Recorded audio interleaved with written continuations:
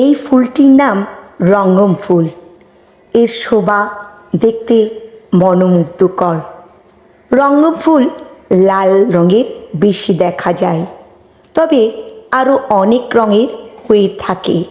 সারা বছর ফুটে, তবে বর্ষাকালে বেশি হয়।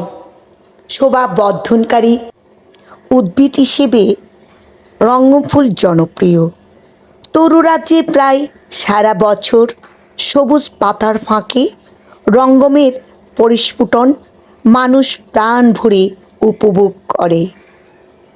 পাতার ঘন বিন্যাস, থোকা থোকা লাল ফুলের সমারোহ দৃষ্টি আকর্ষণ করে সবার।